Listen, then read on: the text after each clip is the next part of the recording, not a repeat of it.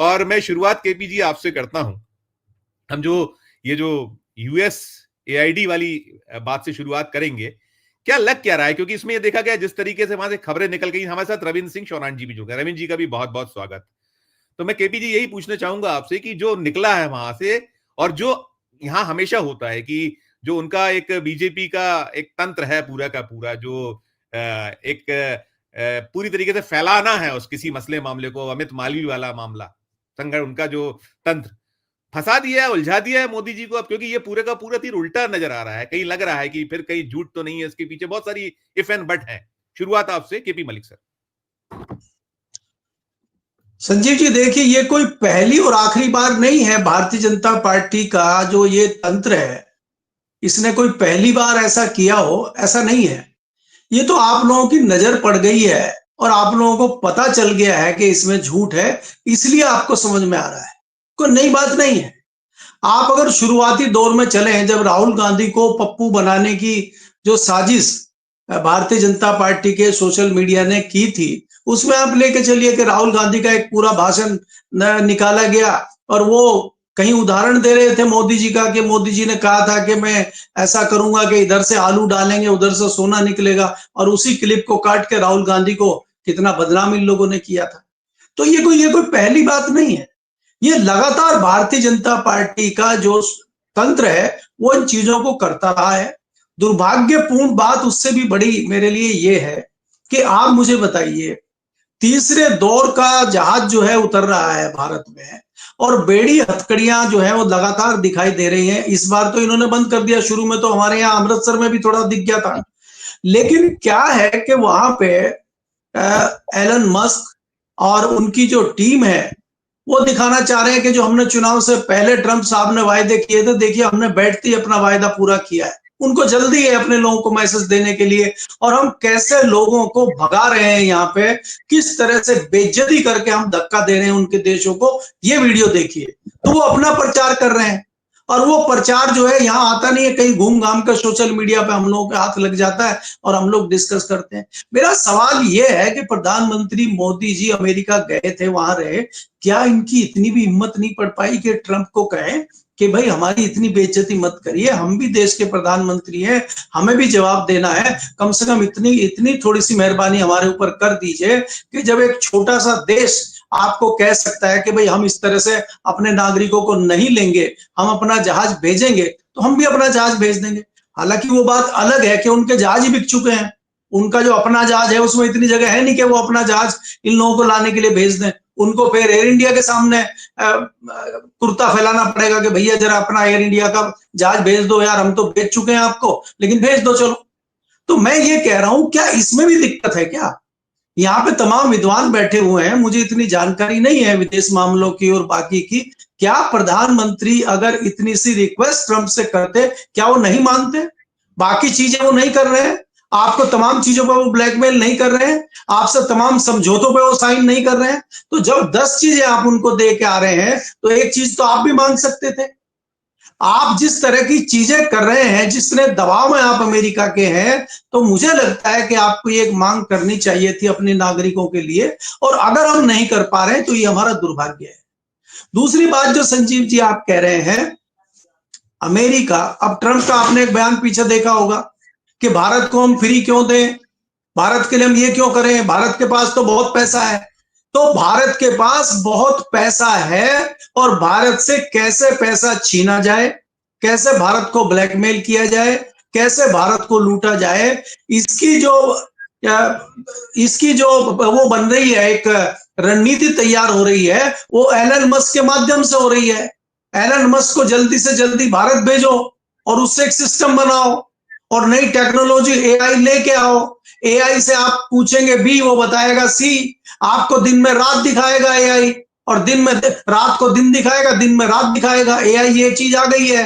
भारत इसमें कहीं अभी पिछड़ता जा रहा है, कहीं कुछ है नहीं, और उसमें अमेरिका और चाइना नंबर 1 पहुंच गए। तो अभी तो ये शुरुआत भर है, आपको बहुत सारी चीजें देखनी होंगी, और इस तरह के प्रोपेगेंडे जो हैं ये, इसमें आप फंस गए। सौरभ मालवीय जी हो चाहे कोई दूसरे मालवीय जी हो, वो पीछे थोड़ी हट रहे हैं, अभी वो तो लगातार कर रहे हैं। उनको बाद में पता चलता है हो ये तो हमारे खिलाफ चला गया, क्योंकि इसी रणनीति पे थोड़ा सा घेरने का काम केजरीवाल ने किया था और कांग्रेस भी इसी रणनीति पे आ गई है कि इनके वीडियो से इन्हीं का शिकार कर रही है। ये कांग्रेस में थोड़ी सी चेतना आई है, मुझे ऐसा लगता है, और उसी का नतीजा है कि हम और आप बहस इस मुद्दे पे कर रहे हैं। नहीं तो ऐसे तमाम मुद्दे हैं भारतीय जनता पार्टी के सोशल मीडिया के जो इन्होंने झूठ बना के फैलाए हैं और लोगों ने सत्य उनको माना है। जी, मसला दूसरा मैं लूंगा, दिल्ली वाली जो बात है, दिल्ली में जो मुख्यमंत्री बनाई गई रेखा, जो उनको उनको लेकर ये रहा रेखा गुप्ता को लेकर कि वो संघ की पसंद है।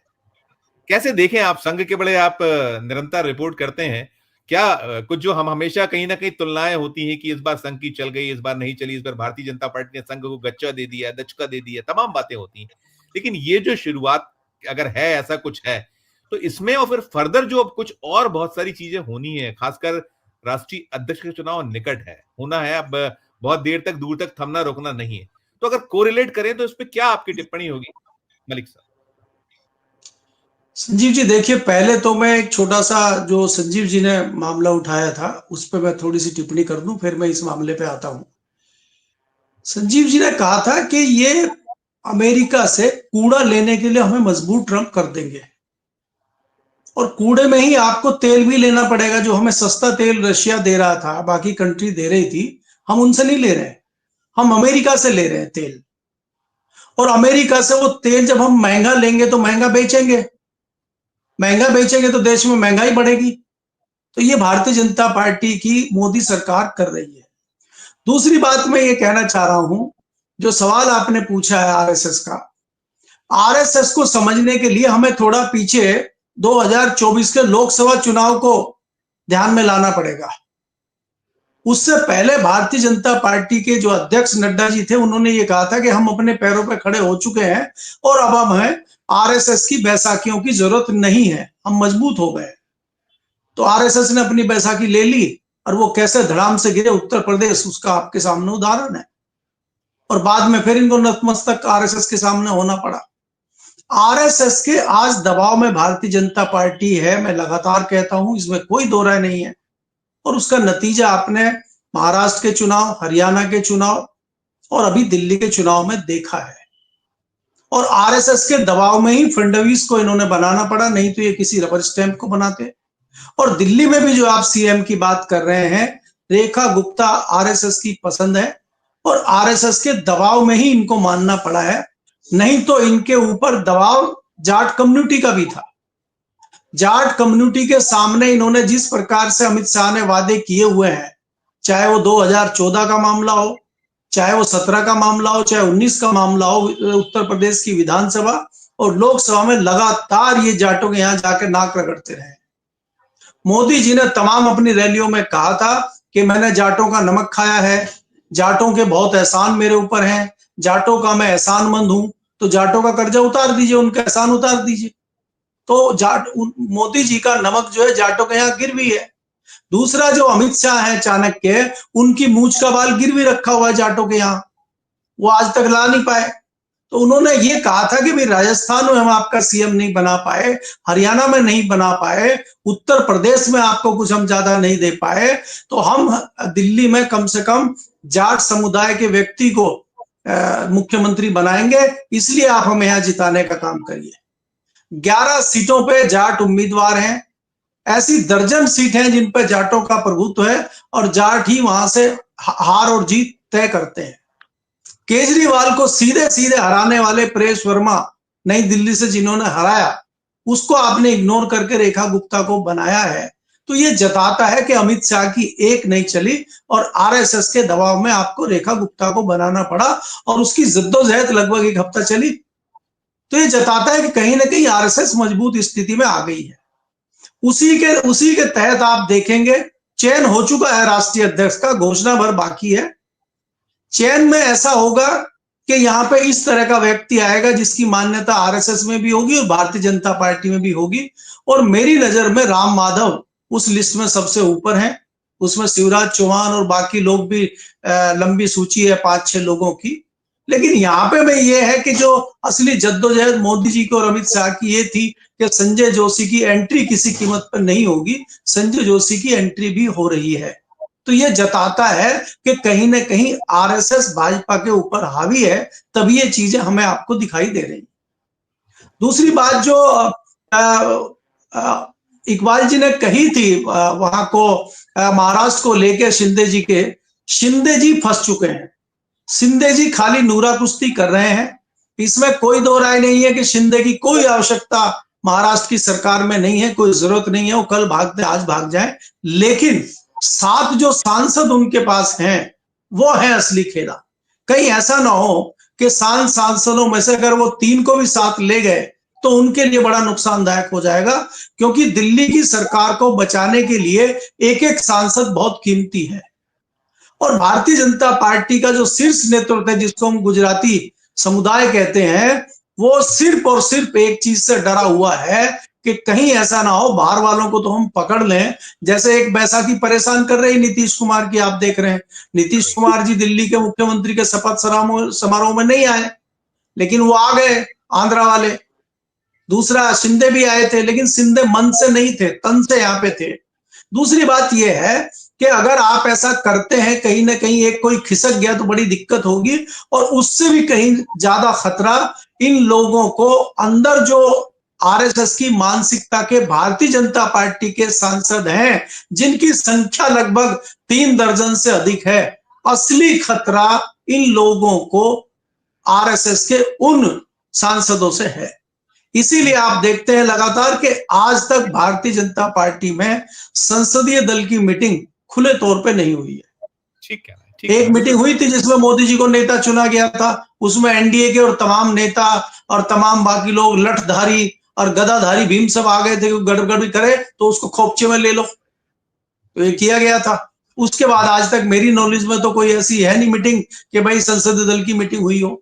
तो मुझे लगता है, और निश्चित तौर पर मैं कह सकता हूं कि कहीं ना कहीं आरएसएस का दबाव वापस इन लोगों के ऊपर आ गया है, और जितने भी आप फैसले या निर्णय इनके देख रहे हैं उसमें कहीं ना कहीं आरएसएस की झलक आपको साफ दिखाई दे रही है। केपी सर से लेके खत्म करूंगा। केपी सर इसमें एक चीज और भी जोड़ दूंगा कि वो रेलवे ने कह दिया है कि लिंक हटाइए, वो 288 लिंक हटा दीजिए, वो जो भगदड़ में मौतों और उसमें जाग गए वो लोग। और जागना था ठीक है, नहीं दिखाना था, वो जो थोड़े से दिल को दहलाते हैं फुटेज, लेकिन यहां जब हुआ था तब तक नहीं जाग रहे थे, वो कह रहे कुछ हुआ ही नहीं।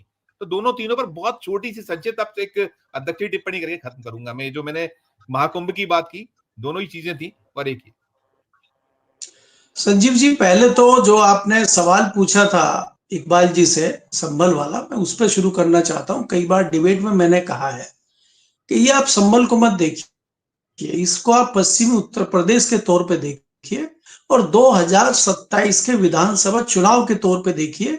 ये यात्रा जो संभल और बदायूं से शुरू हो रही है, ये मथुरा पे जाकर रुकेगी। और मथुरा पे जाने का मतलब ये है कि वहां पे श्री कृष्ण मंदिर है, और श्री कृष्ण के अनुयायी कौन है? यदुवंशी। और यदुवंशी की पार्टी क्या है? समाजवादी। सबसे अधिक सांसद आए हैं, तो उनको कैसे टारगेट किया जाए और भोले भाले यादवों को कैसे बताया जाए कि तुम्हारे जो भगवान है उन्हीं के ऊपर मस्जिद बनवा के बैठे और तुम्हें शर्म नहीं आ रही है। तो उनकी शर्म उतारी जाएगी 2027 में। ये उसकी यहां से एक शुरुआत है। तो वो सारी चीजें होंगी। दूसरा, बहुत अच्छा उन्होंने बताया कि कोई भी चीज हो डी कंपनी पे डाल दीजिए, कोई ऐसी चीज पे डाल दीजिए। कई सारी चीजें ऐसी आती हैं, जो अयोध्या नहीं जाए, मथुरा नहीं जाएंगे, वो देशद्रोही हैं। अब हम लोगों का नाम टंगवा दिया खामखा अपने देशद्रोही में कि हम लोग कुंभ स्नान के लिए नहीं गए, अब देशद्रोही की सूची में हमारा नाम आ गया। तो ये तमाम इस तरह की चीजें होंगी, चाहे रेलवे हो।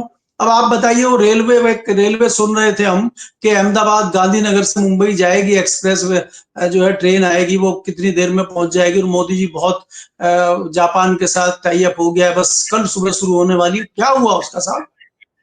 अब रेलवे में एक वो लगा रहे थे कि जो बता देता है दूर से दुर्घटना नहीं होगी, और वो चाणक्य आ गए और पता नहीं कौन कौन से आ गए। क्या हुआ सर उनका? वो रील मंत्री बने बैठे हैं। आप ये देखिए, सबसे बड़ी 3 दुर्घटनाएं, 3 ट्रेनें एक साथ टकराना इन्हीं के रिजिम में हुआ है। और किसी ने क्या कल्पना भी की है कि रेल मंत्री जी इस्तीफा देंगे? तो यहाँ पे सर देखिए, दिखाने की बात कुछ और है, करने की बात कुछ और है। यहाँ सबसे बढ़िया, यहाँ आंकड़े देने बंद कर दीजिए। क्या आपको इतनी पत्रकारिता का जीवन हो गया है, क्या आप बता सकते हैं कि 30 आदमी मरे हैं साहब कुंभ में? और उसके बाद एक भी आदमी नहीं मरा। अरे भैया वो जो 200 लोग घायल हुए थे उसमें क्या हुआ? बोला ना ना एक भी नहीं मरा, बच गए कहीं। ये कहीं ऐसा ना हो कि 30 की संख्या को घटा के 23 करने लगे। यहाँ जो पे 18 एक चीज आदमी मैं नई ऐड दिल्ली करूं, रेलवे स्टेशन एक पे चीज मरे ऐड हैं। एक चीज ऐड जी करूं कि न्यूज लॉन्ड्री ने खुद काउंट किया था, तो न्यूज लॉन्ड्री का अपना दावा है कि एक ही हॉस्पिटल से 89 बॉडी उनका अपना काउंट था। अरे सब जगह है। नहीं, वो उनका है। देखिए वो नहीं माना जाएगा, यहाँ वो नहीं माना जाएगा। जो सरकार बताएगी वो माना जाएगा, है ना। और वो सरकार ने 18 बताया था नई दिल्ली पे, 15 घायल बताया था, तो पता चला वो 15 भी गायब, 18 भी। आंकड़े ही बंद कर दीजिए आप। बेरोजगारी के आंकड़े, किसानों की आत्महत्या के आंकड़े, तमाम आंकड़े बंद कर दिए गए हैं। तो आंकड़े बंद कर दो, सबका समाधान हो गया। जी संक्षिप्त में खत्म करिएगा। मैं बिल्कुल, आप करिएगा बिल्कुल जी। जी नहीं, मेरा खत्म हो गया संजीव जी। मैं यही कहना चाह रहा हूं कि सबसे बढ़िया समाधान है कि आंकड़े देना बंद कर दीजिए, तो समाधान हो गया। आंकड़े नहीं आएंगे तो कौन बताएगा कितने लोग मरे? अब वो छोटी सी एक अव्यवस्था हो गई, छोटी सी दुर्घटना हो गई कि कुंभ में 30 आदमी मर गए हैं। अब जैसे कि मनोरमा जी कह रहे हैं नहीं नहीं उसमें 89 की रिपोर्ट आई है। अरे भाई कौन बताएगा? अब ये जो मामला हुआ है मुंबई में, ये डी कंपनी ने किया है कि नहीं किया है, कौन बताएगा? बताइए। मैं थोड़ा सा, अगर मुझे आप 30 सेकंड की और संजीव जी इजाजत दें कि मैं थोड़ा सा पीछे आपको ले जाना चाहता हूं कि अकबर ने अपने दरबारियों से पूछा कि इस पृथ्वी का बीज कहां है, तो सब एक दूसरे का मुंह देखने लगे। फिर कहा बीरबल आप बताओ। बोला ये लो अभी। तो उन्होंने एक दरबान का भाला लिया और गाड़ दिया, कह रहा जी ये पृथ्वी का बीज है, और जिसको डाउट हो वो नाप ले जाके। तो हमने कह दिया कि ये डी कंपनी ने कराया, और जिसको डाउट हो जाए पूछ ले डी कंपनी से। हमने कह दिया कि कुंभ में 30 मरे तो मरे हैं, जिसको दिक्कत हो जाए जांच करे, हमें क्या करना उसमें।